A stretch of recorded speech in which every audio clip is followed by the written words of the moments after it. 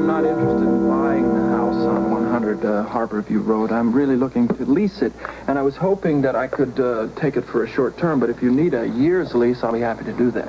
Our minimum leases are for a period of 1 year. I understand. Well, if that's the way it is. Well, let me check first to be sure the house is still available. I was told that it is. Really? I'm afraid you've been misinformed. Misinformed? Me? Mm-hmm. The estate on which you've shown interest has been taken for a year, and the lease was only signed 1 month ago. A month ago? That's very strange. You see, I was told only a week ago that the house was available. Would you mind telling me who leased it? Well, the name on our books is Albert Chasen. Albert Chasen. No, that doesn't mean anything to me. Well, that's very annoying. I'm sorry I can't be helpful, but we have lots of other properties for lease. If you'd like me to, I'd be really, very thank you. I was particularly interested in that house. But if it isn't available, it isn't. I hope Mr. Chasen enjoys his stay there. Thank you for your time. You're welcome. You don't mind if I use your payphone again, do you? No, go right ahead. Thank you.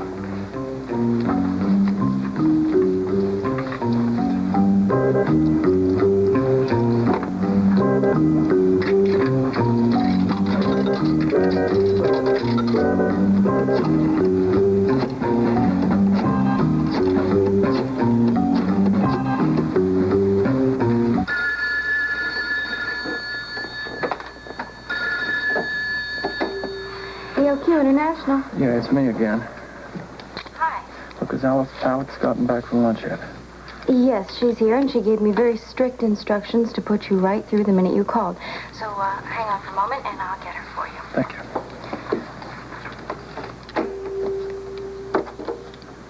you. Miss Quartermain, Luke Spencer's on line 1. Thank you. Hello? Yeah, Alex, it's me. Look, we're worried about you. What's happened? Look, it's like I told Laura. It took a lot of time to find the right leasing agent, but I've done that. Now, I want you to answer one question for me. Yes? What's that? Who is Albert Chasen? He's the Cassedine valet.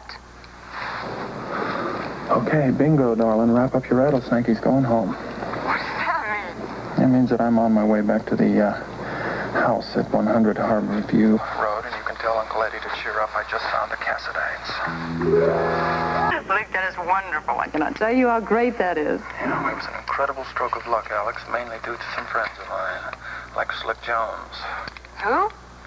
Slick Jones. You met him, the cabbie friend of mine, the plaid coat. Oh, yes.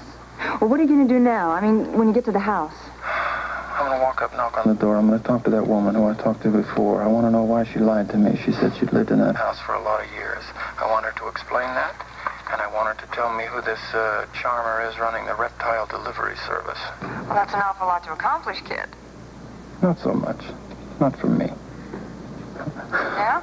Yeah, look, tell me about Albert, the butler. Is he very, very British? Oh, yes.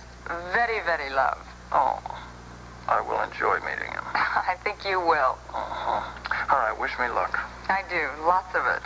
I'll talk to you later. Okay, we'll be waiting. He found them. He's on his way now. This could be it, then. Yes, it could. Edward, I just wonder if we shouldn't have warned him that once he knocks on that door, he is in a big mess. Alex, don't you worry about Luke. That's why we hired him, remember? Because he always lands on his feet. Yes, I do like that about him. You know, Edward, he has sort of a cat-like quality. Do you know that he moves like a cheetah? Alex, tell me something and be honest with me. What's that? You aren't allowing yourself to become emotionally involved with Luke Spencer, are you? Edward, I think we've had this conversation before. I'm asking you again. Edward, you don't have to worry. I have never allowed myself the luxury of falling in love with any man in my entire life. Which makes you all the more vulnerable, I should think. Maybe. You know what? Sometimes I wonder what it would be like to completely lose myself. To just fall in love with somebody completely. It's like a mirage. You're right. That is exactly what it is. You know, Alex, people that are born into the kind of money that you are can't afford to fall in love. They certainly can't marry for love. That is a luxury permitted only to the poor. What about Aunt Lila? Your aunt and I came from the same social and economical strata. I'm talking about marrying beneath yourself. Well, I don't like the Luke Spencers of the world. Well, I don't like to think in terms of beneath me, Edward. It may not be a very democratic way of putting it, my dear, but those are the facts of life. But why do they always have to be so damned attractive? For me, I was here the other evening.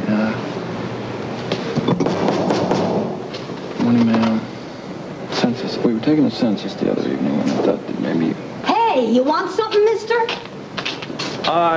Yeah, I'm just trying to raise them. They must be late sleepers. Who are you? Well, me? I'm from the real estate company. They sent me here to clean up. I was just going to ask you the same question. Clean up? Yeah, the people that lived here, they moved out late last night. Where did they move? Do you know? Search me. They didn't leave no forwarding address from what I hears.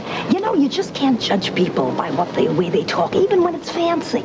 Oh, they were so high-toned, you know. They even had a butler, one of them English types, wearing a pair of striped pants. Oh, yeah? Really? Well, that means you've worked for them before, then? Oh, sure. I used to come in every week. But it wasn't enough that they wanted me to do their cleaning. They wanted me to walk those dogs of theirs, but I said nothing. Wait, no, hold on. Dogs? Dogs. They got dogs. What kind of dogs did they have? Long-haired tan dogs, you know, they... Afghans. Yes! Just they acted as if they were made and sent down, the way Albert treated them, just as if they was royalty themselves. That's right. I know how Albert thought about those dogs, right? Afghans. Yeah. Who else lived in the house? Lots of people. There was always someone new coming and going. Yeah? Well, see, I'm trying to find a friend of mine. Did you ever see anybody in the house who, he always wore a hat with a feather in it? Yeah, I saw him a couple of times. And then there was that Oriental guy. Oriental guy? Sure, the secretary. Secretary? Who? And then there were all sorts of people, you know, all kinds. I can't remember who they were, but I never saw most of them, but I heard their voices. They all had foreign accents, most of them. Really? What kind of accents? I don't know. You don't know? You don't know accents? Mm-mm. Do you think they were like French? It would be kind of like bonjour, good evening, it is very nice to meet you. No, nothing like that. What about, okay, how about Italian? Maybe like, hey, buonasera, it's good to see you. Come in to clean up the room, huh? No, I don't recognize any of them. Okay. No. Well, okay, what about Spanish? Uno, dos, tres, cuatro, cinco. Is that Spanish? Yeah, I think so. See, I don't do a Spanish accent.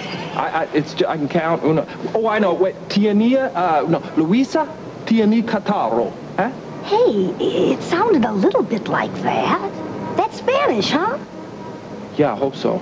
It's kind of like that, though. Well, huh? it's hard for me, but... Yeah? Well, if what you was talking was Spanish, then it was kind of like that. Thank you. Thank you. Thank you very much. Hey!